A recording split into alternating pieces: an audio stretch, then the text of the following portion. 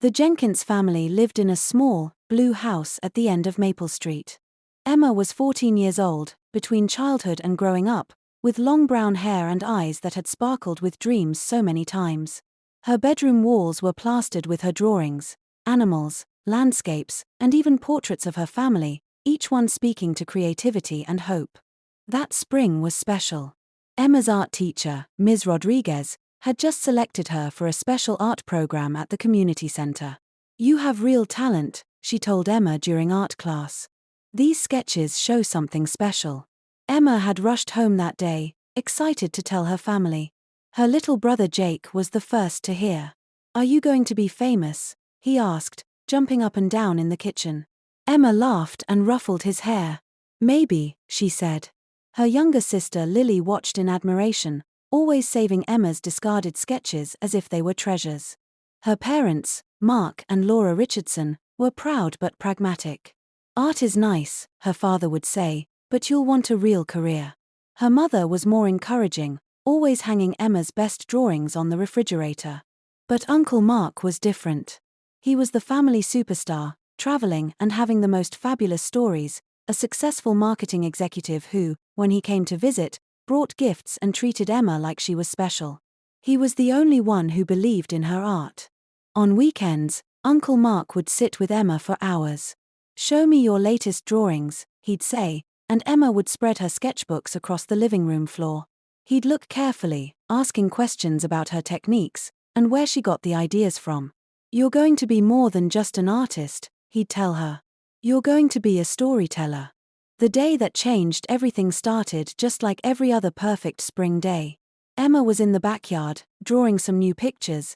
Dad was at the grill cooking up some hamburgers. Everybody loved the smell of barbecue.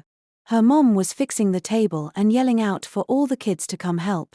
Jake and Lily were running around between lawn chairs, playing tag.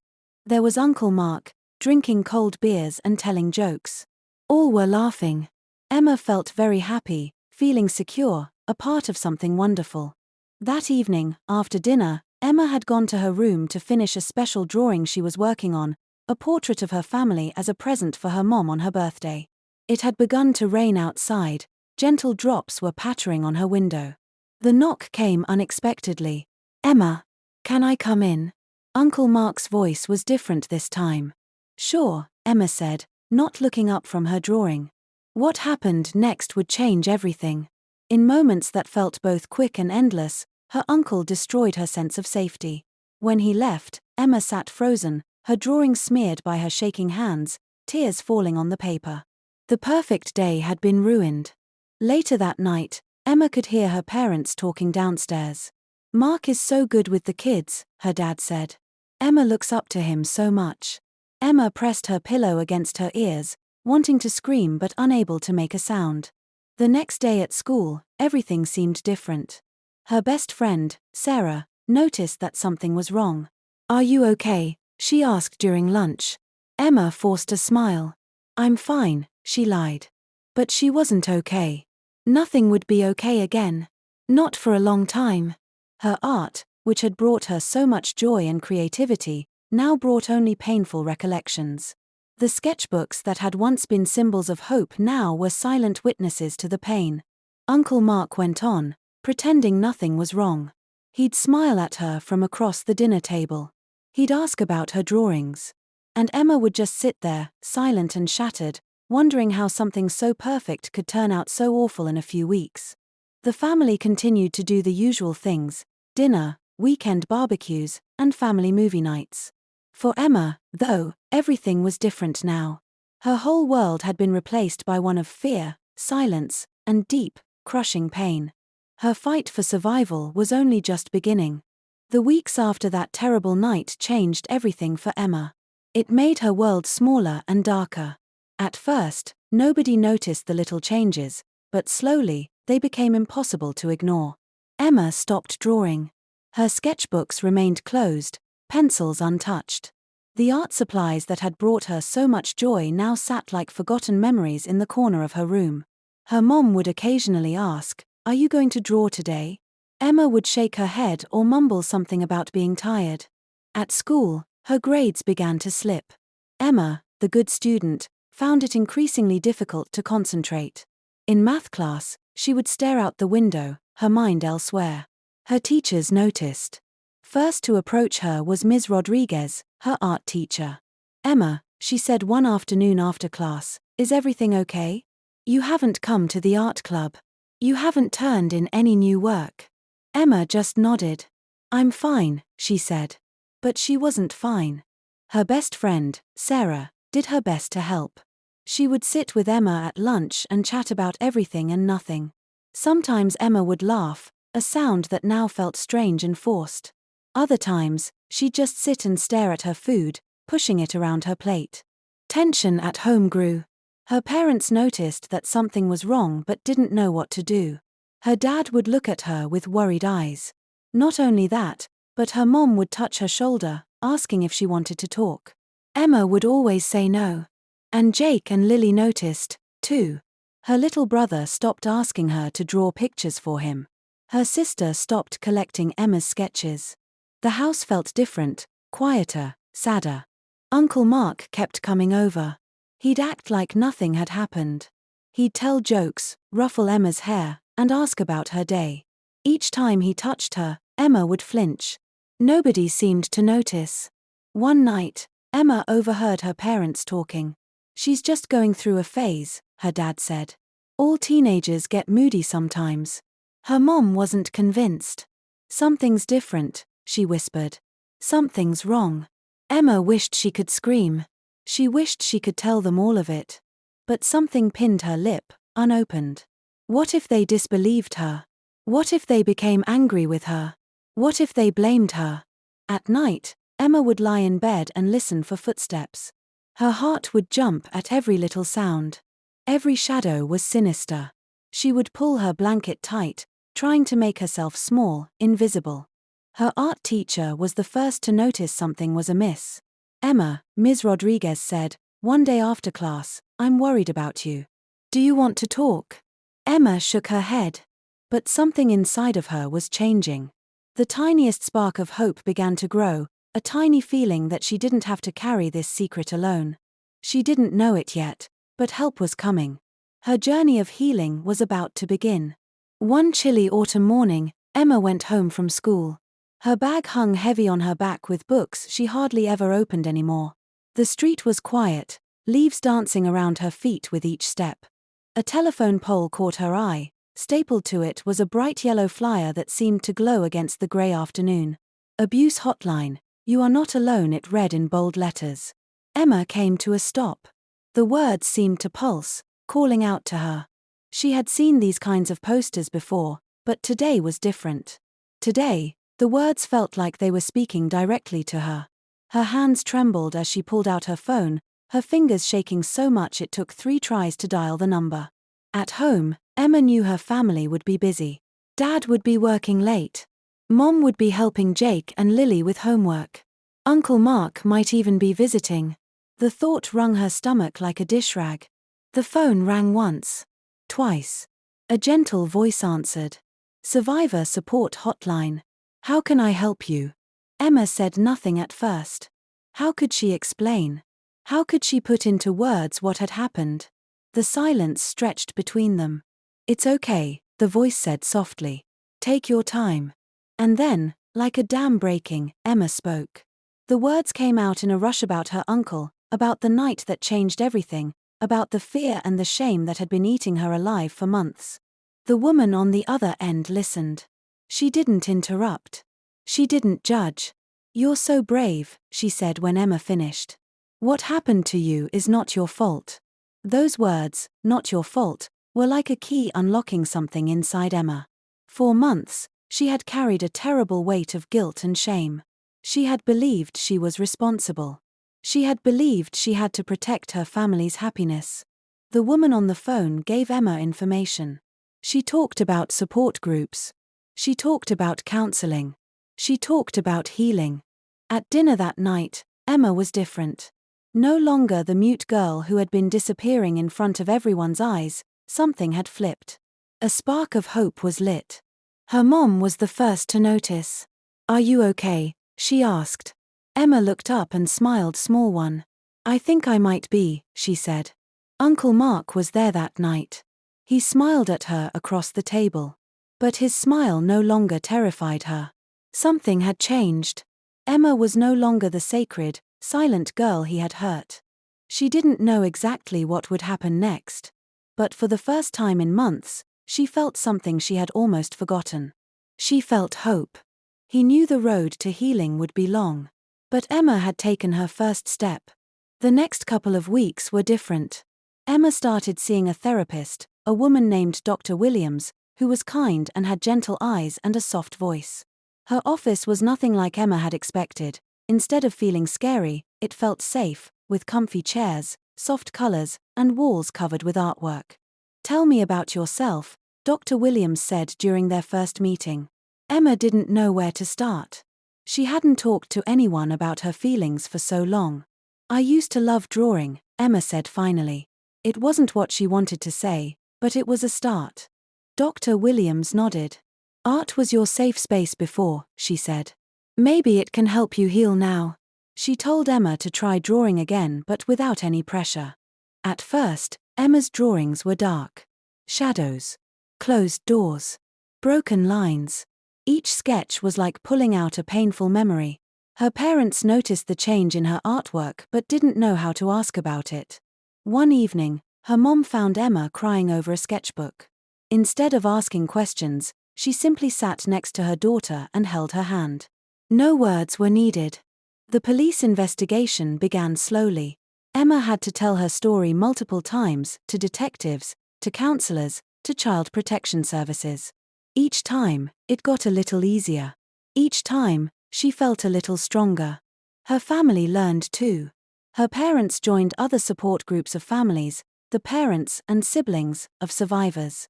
Jake and Lily hadn't heard the details, but a change in their sister seemed to make her stronger. Uncle Mark was arrested. The day the police came to take him away was both terrifying and relieving. Emma watched from the stairs as he was put in handcuffs. Her dad stood protectively next to her, his hand on her shoulder. "We're here for you," her parents told her over and over. "You're not alone." The school was still hard. Emma's grades were slowly getting better. Sarah, her best friend, remained close by. She didn't ask too many questions but made sure Emma knew she was supported. Dr. Williams taught Emma something important. "Healing isn't a straight line," she would say. "Some days will be hard. Some days will be easier. And that's okay." Emma started a journal, not just for drawing, but for writing. She wrote about her feelings, her fears, her hopes. Some pages were filled with anger. Some with sadness. Some with tiny sparks of hope. The support group was another turning point. Emma met other survivors. They shared stories. They cried together. They laughed together. For the first time, Emma realized she wasn't alone. "Your story matters," the group leader would say. "Your voice is powerful."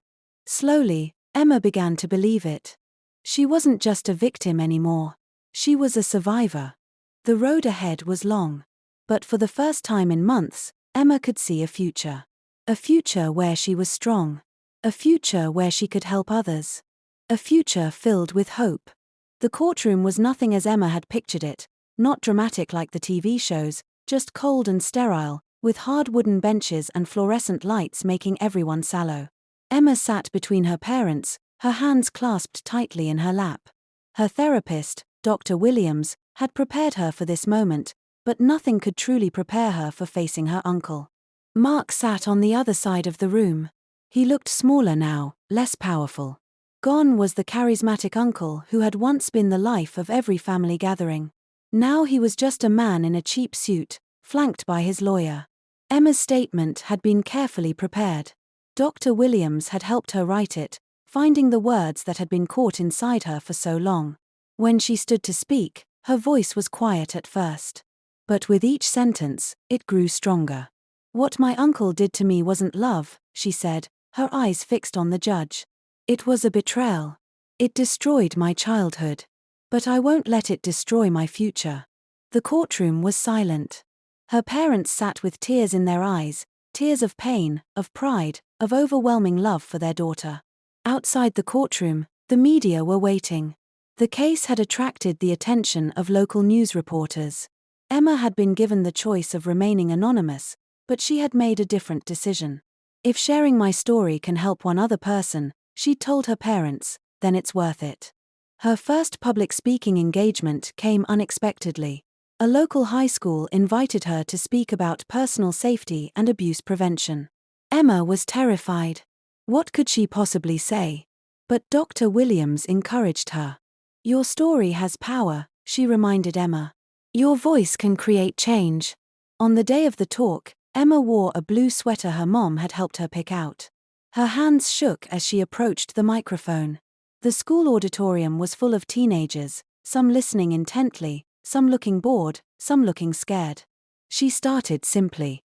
When I was 14, someone I trusted hurt me, she said. And for a long time, I thought it was my fault. The room fell completely silent. Emma spoke to the acknowledgement of signs of abuse. She spoke about the importance of speaking up. She spoke to healing. She didn't share every detail, much still hurt. But she shared enough to make a difference. After her talk, many students came forward. A girl came forward with tears in her eyes and hugged her. A boy thanked her for being so brave.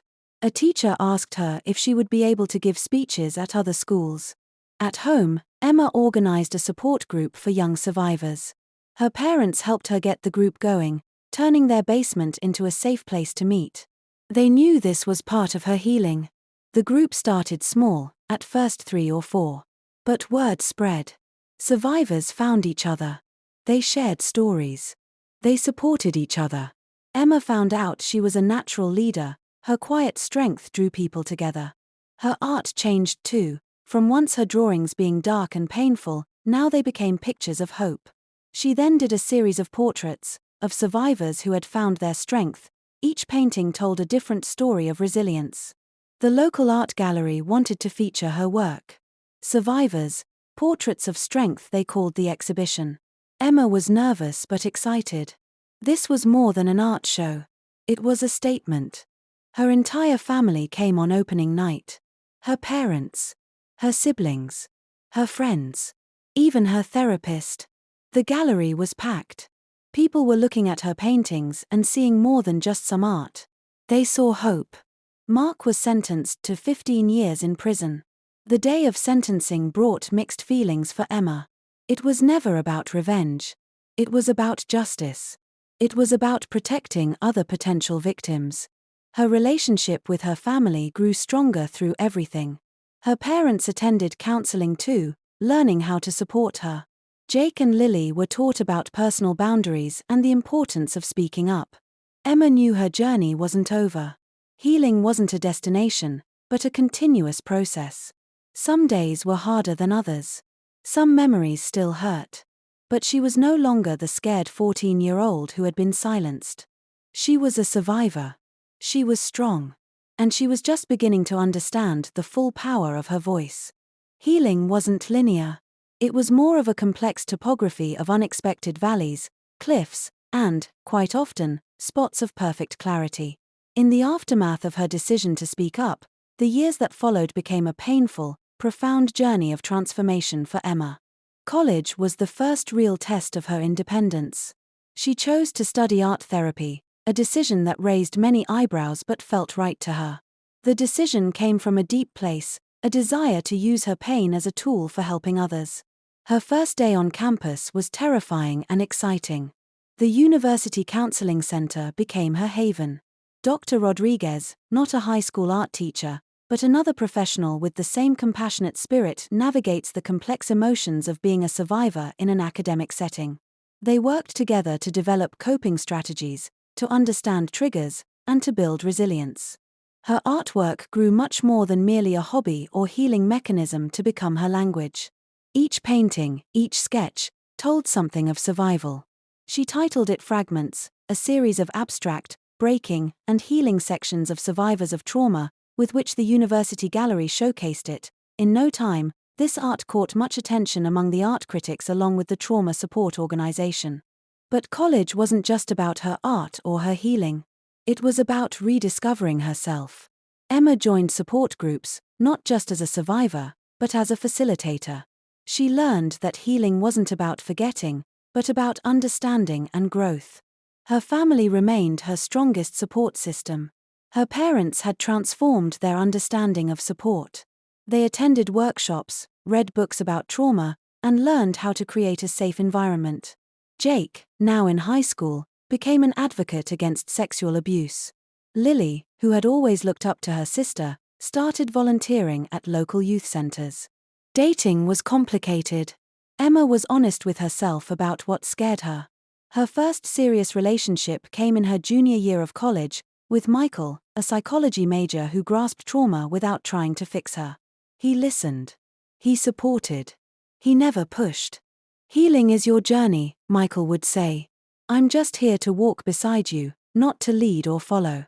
It wasn't a perfect relationship. There were nights when memories would overwhelm her. Nights when she would wake up screaming, nights when simple touches would trigger painful memories. But Michael's patience and understanding helped her learn that love could be safe. Her work with survivors grew. What began as small support groups became a recognized non-profit. Voices of Resilience, the organization she founded, art therapy programs for young survivors. They offered workshops, created safe spaces, and helped individuals transform their pain into strength. The organization took off pretty quickly. Survivors from all over the country reached out and wanted to tell their stories, make art, and heal. Emma found she was not an artist or a survivor only, but a leader. Her TEDx talk, Art as Healing, Transforming Trauma into Strength, went viral. Millions watched her speak about her journey, about the power of creativity in healing. She spoke about the importance of believing in survivors, creating safe spaces, and understanding that healing is not linear. "Trauma changes you," she would say. "But it doesn't define you. You get to write your own story." The speaking engagements multiplied. Universities, conferences, and international trauma support organizations all wanted to hear her message. Emma learned to balance her advocacy work with her personal healing. She set boundaries. She practiced self-care. Her family continued to evolve. Her parents became advocates themselves, working with organizations that support families of abuse survivors. They spoke at conferences, wrote articles, and challenged societal misconceptions about sexual abuse. Mark was still in prison, while Emma had long since stopped allowing his existence to define her story. She had turned her pain into purpose. In her late 20s, Emma was a respected art therapist, the head of a non-profit, and a speaker nationally sought after. But most of all, she was whole. Not perfect. Not unscarred. But powerful. Strong. Resilient. Her artwork continued to tell stories, but now they were stories of hope, stories of survival, and stories of healing that showed it was possible. One painting in her studio captured everything: figure, partially broken, partially whole, surrounded by fragments of color. Its title was simple: Becoming. Because that's what life was: always becoming, always growing, always healing. The world of advocacy was complex, far more nuanced than Emma had ever imagined when she first decided to speak out. By her early 30s, she had become more than just a survivor. She was a catalyst for systemic change, challenging deep-seated societal problems that allowed abuse to continue. Her non-profit, Voices of Resilience, had grown into a national organization with multiple programs targeting prevention, support, and healing. Each initiative was carefully crafted, drawing from her personal experiences and extensive research. The legislative work began almost accidentally. A discussion with a state senator about mandatory reporting laws led to an opportunity to write comprehensive child protection legislation. Emma discovered she was good at policy. Her personal story gave her credentials, but her research and communication gave her power. It came to be known as the Survivor Protection Act, and marked her first major legislative achievement. The bill introduced better reporting systems at schools, better background checks, and more support for young survivors. When the governor signed the bill, Emma sat in the front row, her hands shaking with emotion and a deep determination. The surprise in her corner was that brother Jake had turned into a formidable ally. Now, a school counselor himself, he introduced programs for consent and personal boundary issues. Their parents transformed just as deeply, accompanying Emma through numerous appearances that demonstrated a parallel journey of parental enlightenment about their daughter. The art programs continued to grow. What first started in a small community setting began to cover schools, rehabilitation centers, and trauma support groups throughout several states. Emma trained therapists, developed curriculums, and created spaces where creativity became a language of healing. International opportunities followed. She was invited to speak at global conferences about childhood trauma, sexual abuse prevention, and creative healing methodologies. Her TED Talks and published research lent scientific credibility to her advocacy. But success brought its challenges. There was an emotional toll in constant advocacy. Some days, the weight of 1,000 survivors' stories threatened to overwhelm her. And therapy remained a big part of her life. Dr. Williams, her original therapist, remained a trusted mentor and friend. Her personal life changed, too. Michael, who had been her college sweetheart, became her husband and closest collaborator. They chose not to have biological children but became foster parents, opening their home to the needs of others as a place of healing and care. Their first foster child, a 12-year-old girl named Rosa, had similarly suffered trauma. Emma knew that pain in her eyes' silence, the fear, the potential. And slowly, through art and patience, they helped Rosa find her voice. These litigations kept rolling, and Emma soon became an expert consultant in high-profile cases of child abuse for complex trial legal processes. Her understanding emanates both from personal experience and from professional training. Another important element in her work was research. She pursued a doctorate that focused on the effects of art therapy on trauma recovery. Her dissertation, blending personal narrative with serious academic research, became a landmark study in the field. Media representation became another battleground. Emma worked with journalists, filmmakers, and writers to ensure survivor stories were told with dignity, complexity, and respect. She challenged sensationalist narratives, pushing for more nuanced, supportive storytelling. Speaking engagements took her across the country from small community centers to national conferences. But it was never just about her. Each talk was a collective healing, a moment of connection for survivors who had felt isolated. Her parents' continued support was remarkable. They had turned initial silence into advocacy. Her father spoke to men's groups about how to recognize and prevent abuse. Her mother developed support networks for the parents of survivors. The organization became financially sustainable through grants, donations, and strategic partnerships. Emma was careful to keep the integrity of the organization intact, refusing funding that didn't align with their core mission of survivor support and empowerment. Technology became another avenue for support. Voices of Resilience developed a secure online platform connecting survivors, providing resources, offering anonymous support groups, and creating a global community of healing. As the 40th birthday approached, Emma reflected on the journey. The scared 14-year-old girl was still part of her, not as a wound, but as a source of strength. She had transformed her deepest pain into a powerful force for change. Her studio was a testament to the large canvases dripping with color, movement, and hope. Each piece of art represented not just her journey but the collective journey of survivors. She had lived a life that showed what resilience truly means. It wasn't a story of perfect healing but one of relentless growth. Of making pain serve a purpose. Of light where once there was darkness. She was more than a survivor, she was a force for change. The autumn light filtered through the studio windows, casting a warm glow on Emma's latest canvas. At 42, she had learned that healing was not a destination but a continuous journey. Her hand moved across the painting, each stroke a testament to the thousands of survivors she had supported over the years. Today was different. Today, she was preparing for a milestone that would forever reshape Voices of Resilience. There came a knock on the studio door, a knock that interrupted her musing. Michael entered carrying 2 mugs of coffee and one familiar manila envelope. "The final proposal is ready," he said, his eyes showing traces of excitement mixed with nervous anticipation. More than a new project, the Global Survivor Support Network represented what Emma had been working towards for over a decade. This was an international comprehensive platform for survivors across continents for legal support, therapeutic resources, and community connection. Rosa, now 20 and studying psychology, had been instrumental in developing the digital infrastructure. What had begun as a traumatized foster child was now a powerful ally in the mission to support and empower survivors. Her journey mirrors Emma's in many ways, a transformation through support, education, and unwavering determination. "The board meeting is in an hour," Emma said, laying down her paintbrush. Her artwork had always been more than personal expression, it was a form of collective healing. Each massive canvas told stories of pain, resilience, and ultimately, hope. Her phone buzzed.